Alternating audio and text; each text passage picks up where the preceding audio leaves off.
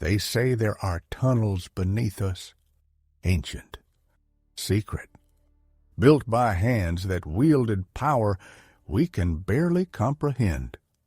Tunnels that stretch for miles under the green hills of Britain, Ireland, and France.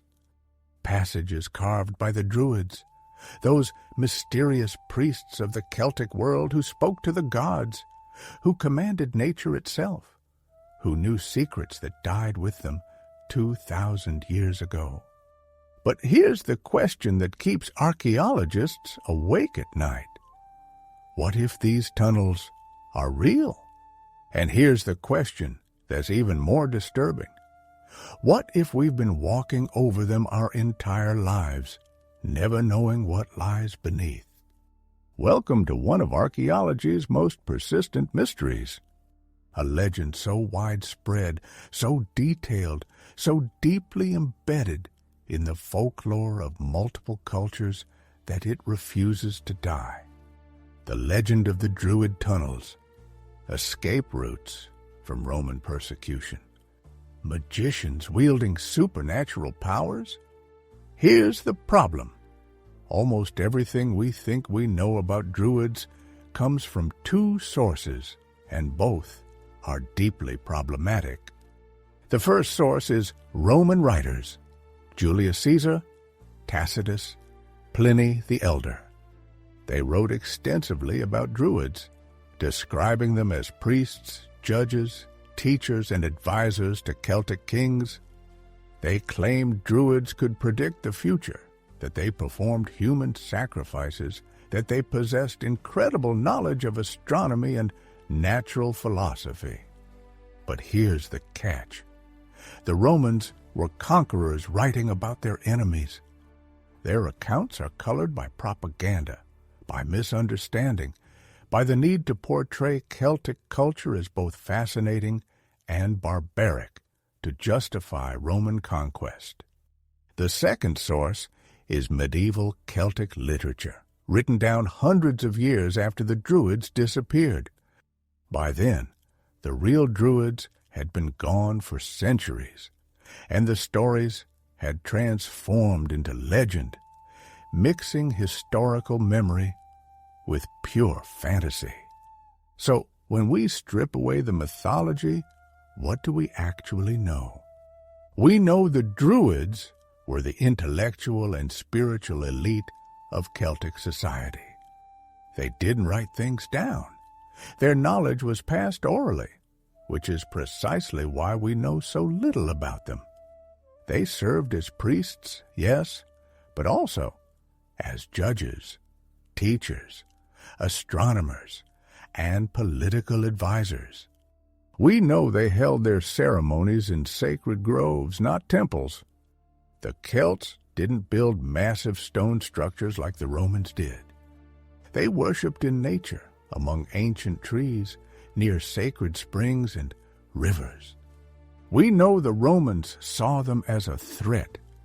When Rome conquered Celtic lands, they systematically suppressed the Druids, viewing their influence as dangerous to Roman control.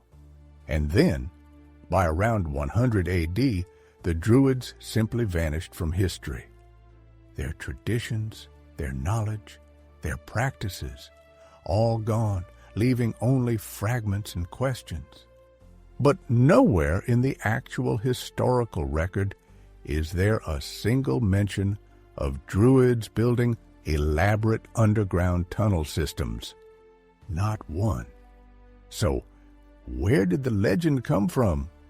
Here's where our investigation gets interesting, because while the Druids probably didn't build vast tunnel networks, someone definitely built something underground in ancient Celtic lands. Let me introduce you to the Souterrains. Scattered across Scotland, Ireland, Cornwall, and Brittany, archaeologists have found hundreds of underground structures dating back thousands of years. They're not natural caves. They're deliberately constructed with stone walls, corbelled ceilings, and careful engineering. These Souterrains vary in size and complexity. Some are simple underground chambers. Others are elaborate multi-room structures with passages stretching for dozens of meters. A few are genuinely impressive feats of ancient engineering. The catch? Most of them were built during the Iron Age, roughly the same period when Druids were active. But they weren't built by Druids specifically. They were built by ordinary Celtic farmers and communities. We know this because archaeologists have excavated them thoroughly. We've found pottery, animal bones, tools, everyday objects, not ritual items. The evidence overwhelmingly suggests these structures were used for storage, possibly for keeping food cool, maybe for shelter during raids. They're agricultural structures, practical, mundane, not exactly the mystical underground temples of legend. But here's where human psychology takes over. Imagine you're a medieval peasant and you discover one of these structures on your land. You have no idea what it is, who built it, or why. But you know the old stories about Druids, about ancient magic, about powers lost to time. What conclusion do you draw? Obviously, it's a Druid tunnel, and so the legend grows. Each discovery feeds the myth. Each Souterrain becomes proof of an ancient underground network. The stories spread, evolve, become more elaborate. By the medieval period, people are talking about tunnels connecting sacred sites dozens of miles apart. Secret escape routes used by the last Druids fleeing Roman persecution. Hidden chambers where ancient knowledge is preserved, waiting for someone worthy to discover it. None of this is real, but it feels true, and sometimes that's more powerful than truth. Let's talk about the places where these legends are strongest, because geography matters in mythology. In Scotland, particularly in the northeast, there are more Souterrains per square mile than almost anywhere else in the Celtic world. Local legends have long claimed these are remnants of a vast Druidic network. Some stories say the tunnels once connected every major hill fort in the region. Archaeological surveys have found nothing to support this. The Souterrains are scattered, unconnected, each serving its own local community. But the legend persists. In Ireland, the folklore is even richer. Stories speak of cedar passages, fairy roads underground, often conflated with Druid tunnels. Some legends claim you can still hear chanting echoing from beneath certain ancient sites on sacred nights. Archaeologists working in Ireland have found Souterrains, ancient mines, and medieval storage chambers.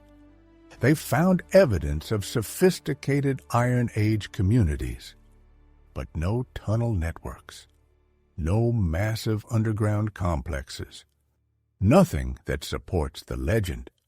In Brittany, France, where Celtic culture remained strong even after Roman conquest, the legends are particularly elaborate. Some stories describe tunnels running from the coast to inland sacred sites, used to smuggle holy objects away from Christian authorities during the early medieval period. Again, archaeological evidence says no. What exists underground in Brittany is impressive. Ancient mines, some sophisticated stone structures, but nothing connecting distant sites. So, if modern archaeology consistently disproves the legend, why does it endure? I've spoken with archaeologists who worked in these regions for decades, and their answer is fascinating. Dr. Sarah Mitchell, who spent 20 years excavating Iron Age sites in Scotland, told me something I can forget. The tunnel legends persist because they speak to something deeper than historical fact. They represent our desire to believe that ancient peoples knew things we've forgotten, that beneath our modern world lies a hidden layer of mystery we haven't fully uncovered. She's right. The Druid tunnel legend isn't really about tunnels at all. It's about the unknown, about the tantalizing possibility that history has secrets it hasn't yet revealed. And here's the twist. While the specific legend of Druid tunnels is almost certainly false, the impulse behind it, the belief that there is more beneath our feet than we realize, isn't entirely wrong.